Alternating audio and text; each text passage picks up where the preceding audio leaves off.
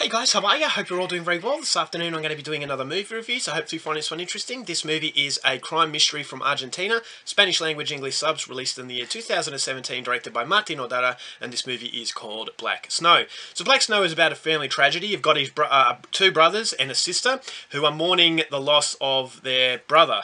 Now, he was tragically killed in a hunting accident that happened 30 years previous. So 30 years have passed. Since that day, the sister has gone to a mental hospital and these brothers haven't spoken to each other. So one of the main characters is living in Spain, and he has to come to Argentina because the father has died. Now, the father said his dying wish was to be buried next to the brother that was killed 30 years previous. And so this is in a remote land in Patagonia, in the mountains, and near the cabin where this other brother lives. So that it's inevitable that there's going to be a family reunion, but this family reunion isn't going to go very well because there's a lot of animosity between these brothers because they blame each other for what happened. So when he gets to this cabin, not only does he have to try and bury the father next to the son, but he also has to try and convince this brother that to sell his cabin, because this businessman that knows the main character wants to buy the land.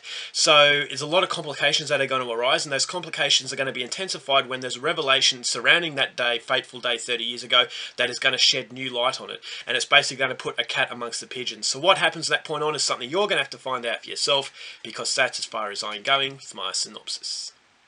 Now my thoughts on Black Snow. As far as a mystery film, I thought this movie ticked a lot of the right boxes. I thought this movie did give you a strong presence through its cinematography. I thought the cinematography was beautiful, beautiful landscape, Patagonia region. You got a lot of snow, and you've got a lot of unrelenting weatherly elements. And I thought those weatherly elements were very harsh and cruel, and it really symbolised what these characters' mentalities were like, is that this is a movie about family drama surrounding a trauma, and how the repercussions from that, you can tear families apart, you don't talk to each other for so long, and how the animosity can come between you when you're actually reunited. And as soon as this brother is reunited with with his long lost brother, you can sense that animosity, and you can sense the animosity is creating something that is very interesting. And that's why the movie never really loses its focus as far as storytelling, as far as making the audience want to know what's behind the next door. And that's exactly what I got from this film. I saw this movie late last night, and I was thinking to myself, there's no way I'm going to be able to last this movie without falling to sleep, because the start of the film was relatively, bland. And so I thought, where is this movie going? Is it going to really elevate itself? And fortunately, it does. And the story is told very well through flashbacks. And so present day does seem boring enough, but each flashback gives the present day a lot more motivation to continue forward. And so you're always wondering what's behind the next corner. And as the revelations are being made and the flashbacks are slowly getting more and more longer, you start to suspect that things are not what they seem. And all of a sudden, these characters are blossoming into something so much more than just one-dimensional characters. At the start of the film, you've got this isolated brother played brilliantly by Ricardo Darín, and you've got this other brother played by Leonardo Sbaraglia. Now, they're very good actors, and I thought the reason why the characters work as well as they do is not only from the acting performances, but also the script. I thought the script gives you an insight into very broken souls, and so this movie does have a very dark undertone to it, and that dark undertone makes you feel uncomfortable without really much going on. And so the characters were really well thought out. I thought the chemistry was there. I felt the connection that they both had. I felt that this trauma was really keeping them apart.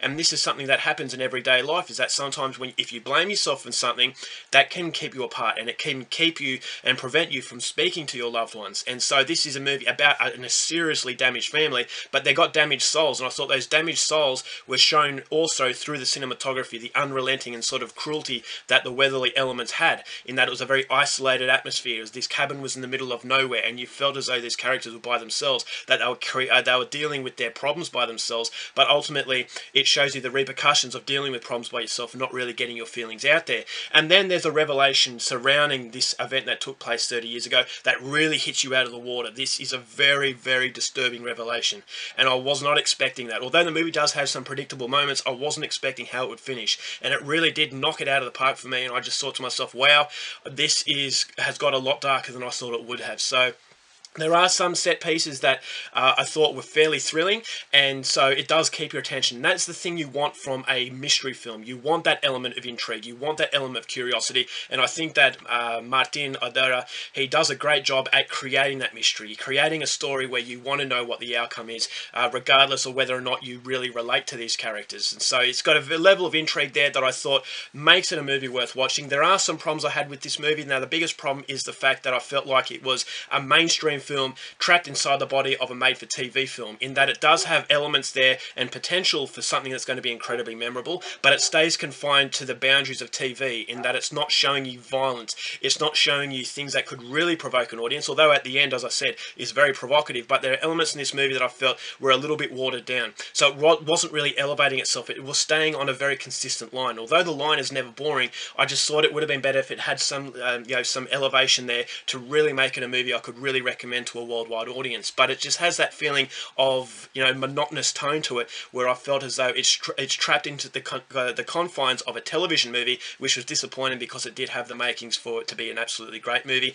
And then there's other elements that were fairly predictable, although the ending wasn't predictable in what I thought was going to happen. It does follow a fairly similar formula, where at the start of the movie you can kind of tell what is going to happen and what these characters have actually got in store for us by the time it finishes. So it's a little bit inconsistent as far as predictability is concerned. There are moments that you felt you've seen before, but it does take you out off guard right at the end, and it does get a lot darker than I thought it would be. So it's a beautiful film to look at, but that beauty is also intertwined with ugliness that has that very sinister tone that makes it a very dark sort of character study of trauma and how trauma can affect us as people. So if you like this kind of thing, I would highly recommend this movie. It's not a perfect film, but by no means is it a bad film. So overall, for Black Snow, going to give it 3.5 stars. Go out there and see it.